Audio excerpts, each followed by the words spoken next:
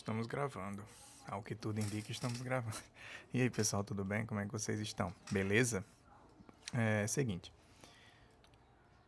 Voltando aqui para mais um vídeo, né? E hoje nós vamos comentar uma das minhas últimas leituras, que foi o romance Saturno Translada. Não sei se dá pra ver daí. Saturno Translada, escrito pelo Lucas Lazzaretti. Se você acompanha aqui os canais no YouTube, você deve estar ligado quem é o Lucas Lazzaretti. Ele participa do canal Livrada. Ele é um dos membros do canal Livrada. E ele tem alguns livros lançados, algumas traduções também. Entre eles esse aqui. Eu queria muito ter lido o outro romance dele, que é O Escritor Morre à Beira do Rio, ou algo assim. Não sei se é exatamente esse o título. Mas até agora eu não li. Acabei pegando esse primeiro, porque eu fiquei bastante interessado. E valeu muito a pena, já vou logo dizendo que eu gostei bastante. Então, comentar um pouco aqui com vocês do que é que se trata. Esse livro, ele tem um subtítulo chamado Um Ensaio Romanesco. Saturno Translada, Um Ensaio Romanesco. Foi publicado pela editora Sete Letras. E deixa eu ver. Em 2022. Beleza. Fiz algumas anotações aqui pra gente comentar e vou possivelmente ler alguns trechos. Esse livro é o seguinte, cara, ele é composto por 4 histórias, entre aspas independentes. Elas não se conectam por nenhum dos elementos internos, digamos assim, não tem nenhum personagem que interaja, um personagem de uma história que interaja com outro personagem de outra história. As histórias são, como eu falei, entre aspas, independentes. E eu digo que elas são independentes, entre aspas, porque existe um aspecto que une todas essas 4 histórias, mas esse aspecto não é interno, ele não está dentro da narrativa. Ele não incorpora a ficção.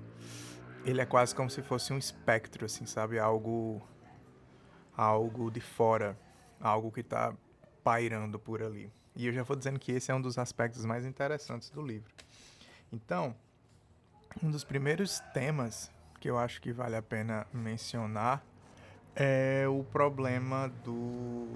Porque assim, eu tenho a impressão que esse livro ele trata de uma espécie de drama geracional. O que é que significa isso? Ele trata de um... Não tá de manhãzinha cedo não, viu? Esse galo tá cantando porque ele é todo desregulado.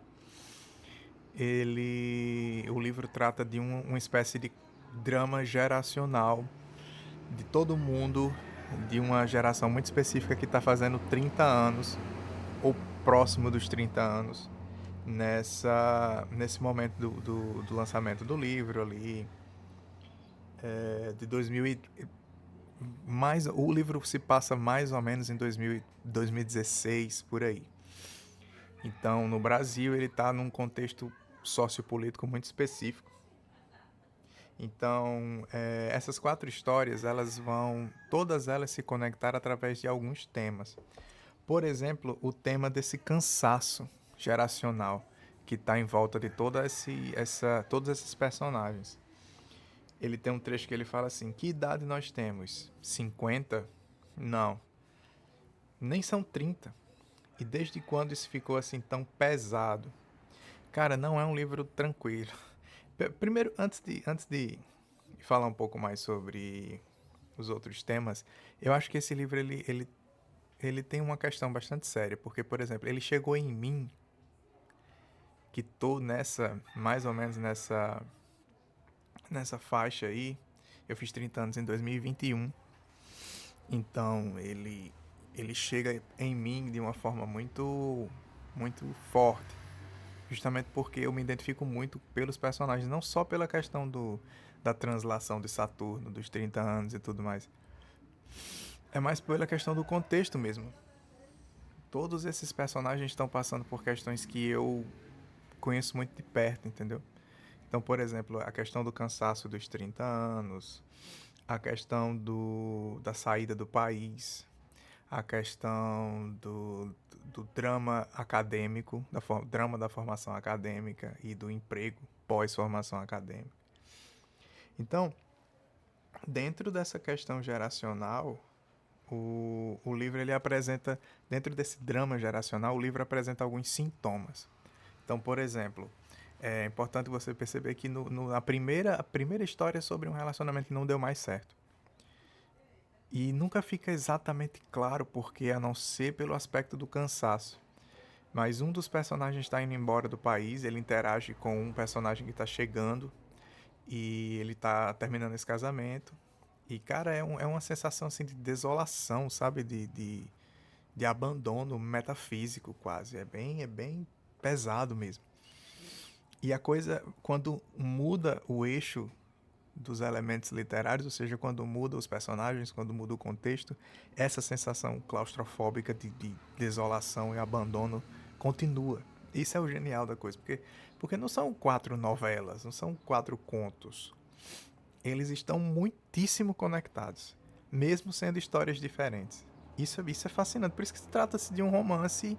Eu imagino que ele tenha colocado esse subtítulo, um ensaio romanesco, por causa disso, porque é como se fosse uma espécie de experimentação mesmo, formal, da forma do romance. Né? Então, isso acontece muito aqui, a questão do aluno do doutorado que escreve uma tese que ninguém vai ver, que ninguém vai ler, provavelmente nem sequer a banca vai ler. Então, tipo, isso também estava muito presente na minha situação. Eu fiz um doutorado recentemente, finalizei o meu doutorado em 22, eu acho, 2022, início de 2022, de 2019, 20, 21, 22, isso. E aí, tipo, você fica com aquela sensação de, cara, eu tô muito cansado e eu deveria estar resolvendo essa situação agora que eu já finalizei esse doutorado e não tá nem um pouco resolvida. Tem uma cena que ele faz um doutorado em música, esse primeiro personagem. Faz um doutorado em música e tem um trecho que um outro personagem fala pra ele, que você acha que alguém vai saber do que é que você tá falando nesse doutorado? E de fato, ninguém não vai saber. Ah, mas o meu doutorado é sobre Raduan Assar, é sobre dialogismo, é sobre vozes narrativas. Quem se importa com isso? As pessoas não estão se importando muito com isso, não, cara. E aí tem toda essa questão de uma falta de perspectiva, sabe? O cara que tipo, cumpriu a formação que se propôs a cumprir e, no entanto, quando termina, fica completamente perdido, sem saber para onde tá indo. A falta de perspectiva de quem escolheu seguir a carreira acadêmica. Exato. Voltei, no caso o cara foi fazer doutorado no exterior, o personagem com o qual esse personagem da primeira história interage. Ele fala assim: voltei e agora estou esperando para ver como as coisas se ajeitam. Ou seja, não sabe o que vai acontecer. Não sabe para onde vai, não sabe de nada. O livro ele vai tratar também sobre a questão dos cortes na educação dessa geração, né? Então você está falando aí do segundo mandato de Dilma, do impeachment, do governo Temer, da ascensão de uma, digamos assim, de um proto-bolsonarismo ali que estava em ascensão.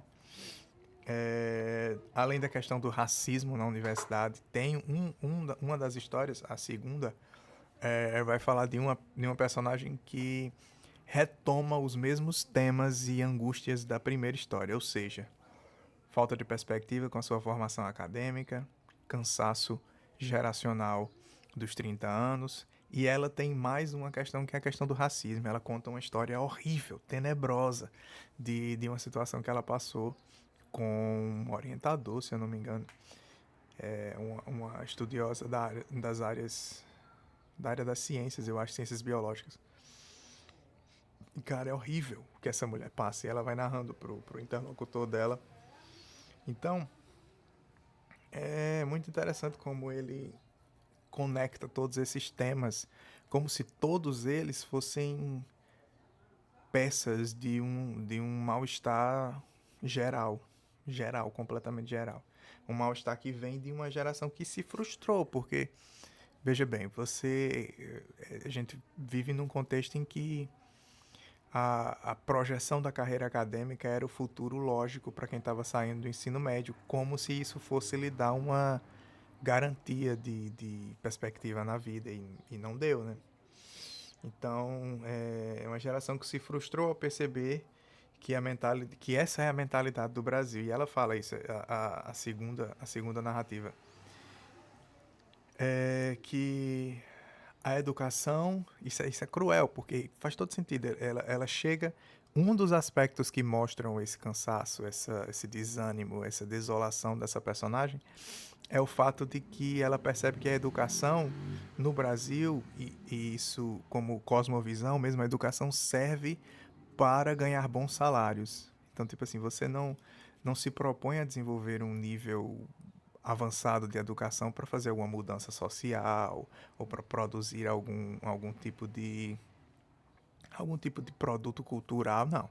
Você investe na sua educação para que você tenha bons salários. Ponto. E não serve para vocação, não serve para interesse pessoal, não serve para mudança social, não serve para nada. Serve para que você invista em você mesmo no sentido financeiro da coisa. E ela percebendo isso é cruel, porque tipo, ela inicia toda essa carreira que vai levar o quê? 10 anos, mais ou menos, talvez mais, achando que está indo para construir algo de interessante. E na verdade ela só está indo para ter um salário bom, um salário de doutor numa universidade, sabe? É horrível. Tem inclusive ela termina esse segmento do romance indo para fazer outro doutorado, porque não tem perspectiva, não tem emprego, não tem porra nenhuma. Doutorado com diploma europeu. Quem sabe assim seja possível conseguir algum emprego em algum lugar. Quer dizer, horrível, cara, horrível, horrível, horrível. Então, eu não sei ao certo se esse livro me impactou da forma que impactou. Eu não consigo dividir a porcentagem, assim, porque eu sei que uma grandíssima porcentagem foi pelo fato da minha identificação pessoal com essas narrativas. Ou se foi pelo fato de que a construção literária do livro faz com que você crie essa identificação mesmo em quem não tem ela, entendeu? Então eu achei fascinante como ele fez isso. E, por exemplo, tem um dos segmentos que vai falar sobre um pintor, um artista plástico, que teve que sair do país meio que fugindo, assim, meio que fugindo, não, fugindo, porque ele fez uma obra que irritou uma certa camada social, uma certa estratificação social ali muito específica, que ficou com raiva das coisas que ele disse e ameaçaram o cara e tipo. E ele, mais uma vez, o cansaço geracional dos 30 anos, o tema da fuga do país como única solução, é, o desânimo com a própria sociedade a qual você deveria pertencer, na qual você deveria se sentir à vontade, né? Cara, é horrível. E eu vou. Eu falo horrível, veja bem, eu não tô dizendo que o livro é horrível, não. O livro é maravilhoso. É horrível o contexto, né? O assunto do livro. Eu separei alguns trechos aqui pra gente dar uma olhada. Por exemplo, sobre essa questão do problema geracional. Então aqui tô na página 63, ele fala o seguinte. Deixa-me ver. O problema geracional. Não um luto lento por algo morto que precisava ser velado, processado, enraivecido e superado no velho estatuto da normalidade, mas a percepção de que tudo, as coisas, o chão, o ar, a atmosfera, as paredes das lojas e dos palácios dos governos, os ferros das grades de proteção e medo, os produtos perecíveis e as campanhas de conscientização, a previdência social esvaziada, a completa destruição do futuro, tudo aquilo, tudo, absolutamente tudo ao nosso redor e dentro de nós havia se tornado diminuto e morto, sem sublimação criativa, sem compensação fantasiosa, sem desculpas para legitimizar o emprego de uma teoria fajuta aí, de ordem parisiense, e continua. Cara, é tipo, uma espécie de desolação, sabe? Cansaço geral e absoluto, em que parece que a realidade começa a perder o aspecto de realidade, entendeu? Sabe que tipo, você sempre pode se apegar ao real, você sempre pode ter a noção de que você tá em algum canto, e até isso tá desmoronando, sabe? Porque tá tudo cansado, tá tudo desabando mesmo. Isso é o que eu falo que é horrível e é extremamente bem articulado nesse livro. Tem outro trecho aqui que eu também achei bastante interessante. Na 96, que ele vai falar disso que eu estava dizendo. É uma geração tão cansada que ela não sustenta a própria relação com a realidade. Ou seja, essa geração 30 mais ali. E vai dizer assim... pegando as pessoas independentemente de onde estejam, sem nenhum efeito grandioso e com apenas dois fenômenos mais nítidos que tenho identificado como estando mais presentes na galera mais ou menos na nossa franja de idade, quer dizer, uns 30 e poucos. Um abatimento quase mortal e uma alergia ao ambiente ao nosso redor, um relacionado ao outro. Aí ela faz essa metáfora violentamente incrível, cara, veja bem. É como se todo um grupo de pessoas subitamente tenha se tornado hidrofóbico. Não a doença, mas literalmente uma aversão à água. E, no entanto, todas essas pessoas vivem imersas na água, bebendo água, comendo água, você entendeu? Quer dizer, veja bem, é uma sensação de desolação tão geral, tão absoluta, tão acima de tudo, quase, como eu disse, quase metafísica mesmo, que é como se essa frase aqui, uma alergia ao ambiente ao nosso redor, é como se tipo ser fosse problemático, entendeu? O que a gente está falando é tão absurdamente problemático, esse cansaço do brasileiro 30 mais que se formou, essa camada social muito específica, que nossa, é como se a realidade perdesse o estatuto de realidade. Muito incrível como esse cara conseguiu fazer isso, sério. Outra citação que eu achei interessante também. Outra citação que eu achei interessante aqui, já na 205. Ele vai... Deixa eu ver. A frustração da possibilidade. Nascido uma década antes, e você acabaria como um empático representante de vendas, como um amável gerente de alguma loja, de alguma coisa, como um trabalhador adorável em um canto esquecido. Mas como quiseram fazê-lo lembrar quando te entregaram o prêmio de excelência acadêmica, você esteve alinhado com o seu fado, bem quando este poderia encontrar um caminho parcialmente limpo para frente. Era preciso poder ter a possibilidade de encontrar-se no chão que te era destinado para perceber o que era a frustração que só nele poderia ser encontrada. Isso é brutal, porque tipo, é como se ele dissesse assim, olha, me deram a possibilidade de uma realização pessoal, profissional, realização no geral, e eu só percebi a frustração que eu tô sentindo agora depois de conhecer a possibilidade da realização. É tipo assim, olha, você tá frustrado, mas você tá frustrado porque você achou que poderia estar realizado. Entendeu? Cara, nossa, pelo amor de Deus. É tipo assim, isso que ele fala, olha, é tão geracional de um jeito que se fosse alguns anos atrás, você estaria satisfeito com o seu emprego, tá ligado? Você teria o seu emprego bom ou não, ou só um emprego ok. E beleza, estaria tudo ok. A questão é que deram a possibilidade de ascensão, entendeu? A possibilidade de uma realização que não existia. Só para que diante dessa possibilidade de uma realização você pudesse experimentar a verdadeira frustração, entendeu? Então, é horrível. Cara, é um livro muitíssimo bem escrito. Por vezes ele me lembra um pouco... no caso de ser muitíssimo bem escrito, além da questão da escrita mesmo, dos aspectos literários, da forma como ele costura esses temas, que é fascinante, na minha opinião, todas as 4 histórias eu gostei de umas mais do que de outras.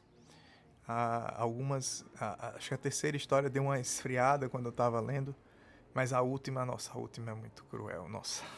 Sobre a última eu não vou nem falar, porque é um impacto interessante de quem tá lendo sem saber o que acontece. Então, você tem aí esses temas que eu falei, o cansaço dos 30, a fuga do país, a desolação metafísica de uma geração, a frustração com a sua própria carreira acadêmica especificamente.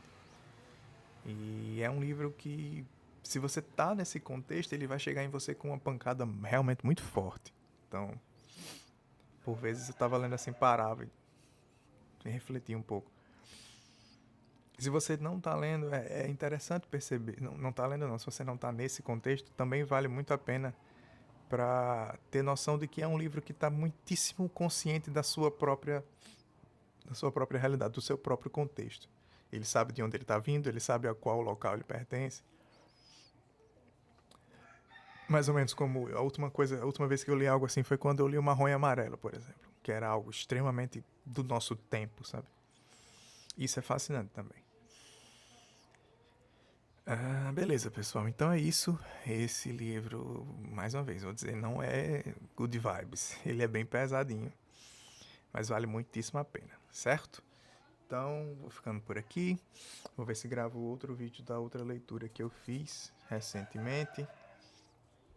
E nos vemos nos próximos vídeos. Comenta aqui se você já leu, se você ficou interessado em ler. E até mais. Tchau!